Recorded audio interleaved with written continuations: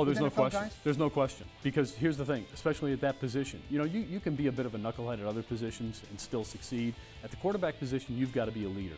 And in order to be a leader, we talked about it with Mike Glennon, you've got to be able to make good decisions.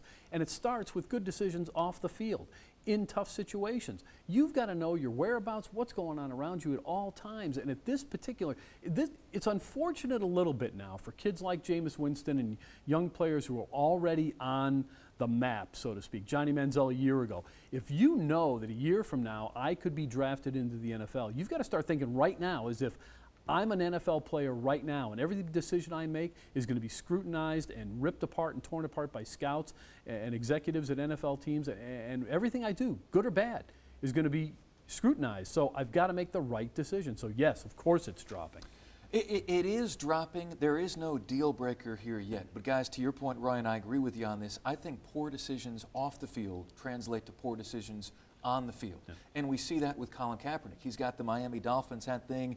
Now there's a sexual assault accusation going on here. He throws 3 interceptions in the fourth quarter against the Seattle Seahawks in the NFC Championship game. I'm a big believer in that. Poor decisions off the field translate to poor decisions on the field. The good news is he's got plenty of time to correct it. That's a good thing. Yes, but what you don't want, and NFL teams think this way, if you're one of those guys who becomes, it's always something with that guy. Yeah. If it's not this, it's that. You don't want to be that guy. You're right. Rock. You don't want to be that guy because they'll say, forget it. We'll pass. Did something the other day. My wife said, don't be that guy. All right, NBA versus NHL playoffs right now this season. What is more exciting to you? Let me start with Roy Cummings. I already know the answer. I don't know if you know. Please, go for it.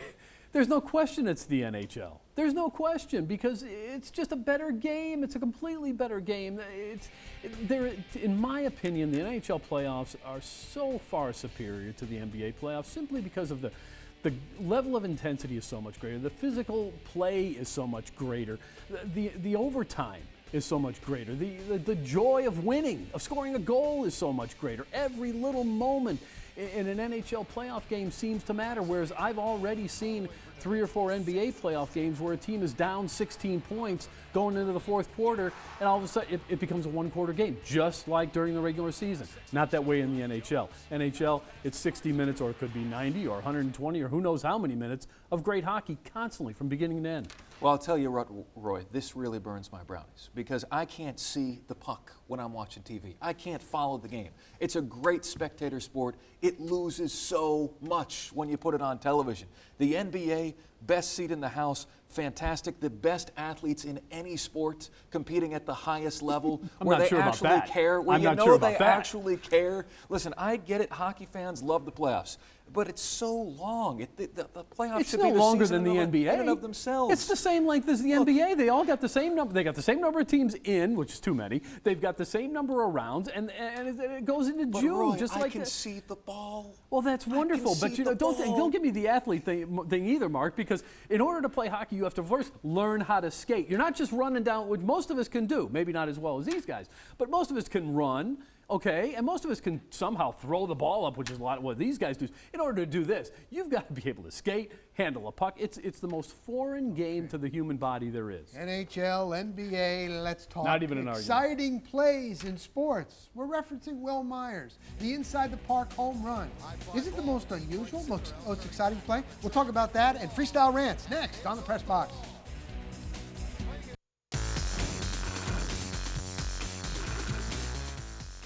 Oh, I love this play. Will Myers against the Yankees. The inside the park home run. Look at him jogging. He thought he hit it out, and all of a sudden, what speed. He wasn't even breathing when he comes in. Mark, can you think of another play that's this exciting? Any other sport? Well, first of all, Will Myers needs to be hustling from the get-go there. Let's go here, Will. I like the pick six, Rock. The other team's driving down the field. You pick the ball off 80 yards the other way. Maybe a little high-step Deion Sanders mixed in. But the inside the park home run certainly is up there. That's a good one. I didn't think about that. Rock, I'm with you. I like the inside the park home run. Here's why. It incorporates almost everything that's great about baseball. It incorporates power, speed, athleticism. At the end of the day, it's a race against time, and whoever's got that ball in his hand, and that's a great moment. I was just thinking, too, a hole-in-one is nice, but it's still not that excitement of that. All right, freestyle rants. Our panelists can talk about whatever they want. I know this is a popular point in the show. We start with my man, Roy. Well, thanks, Rock. As we know, the Tampa Bay Buccaneers today named Derek Brooks as the 6th inductee into their ever-expanding Ring of Honor, which got me to thinking, and got people here thinking the same thing, who should be next on their list? Well, as we said before, there are plenty of options, from Mike Allstott and Rondé Barber to John Lynch and John Gruden. For me, though, the answer is really simple, and I believe and hope that the Bucs won't wait until he gets a Hall of Fame nod to add him to the Ring of Honor, because I fear that that nod may not be coming for many years, if it ever comes at all. From what I hear, the sentiment for making former Bucs coach Tony Dungy a Hall of Famer isn't really as strong as among the voters at the Hall of Fame as it should be. Some voters apparently question why Dungy, who won just one Super Bowl, that with Indianapolis, should be in the Hall when coaches such as Jimmy Johnson, who won 2, are not. Okay, there's an argument to be made there, but you can hardly argue the case for Dungy as a member of the Bucs Ring of Honor. No, he didn't lead the Bucs to a Super Bowl, but he is the coach that first made the Bucs Super Bowl contenders, and since he was fired, the franchise has not been the same. Sure, Gruden came in and won the Super Bowl that Dungy seemingly couldn't, at least not here in Tampa. But Gruden begat Bruce Allen. Bruce Allen begat Charlie Garner and the like, and then the Brett Favre fiasco, and then came a death spiral the franchise still is yet to pull out of.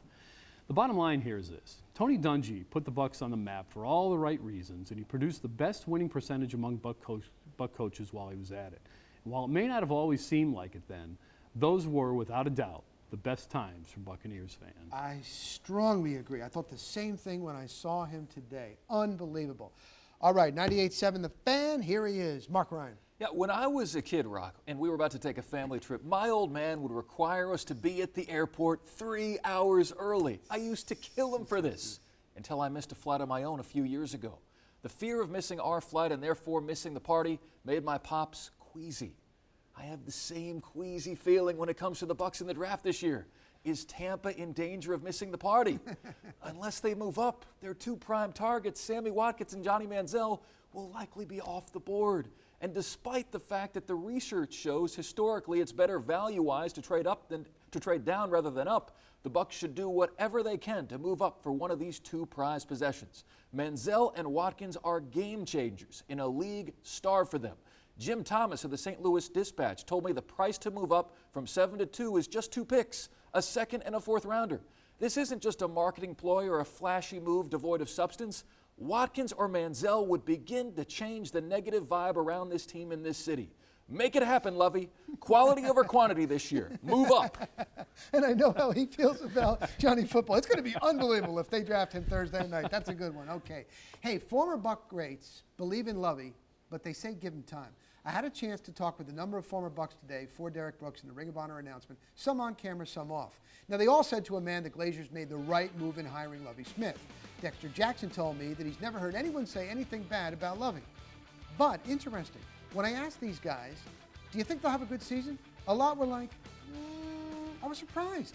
You see, they say don't expect the Bucs to go from worst to first. Yeah, I know the Chiefs did a turnaround in one season with Andy Reid, but I guess my reaction was a little bit put back.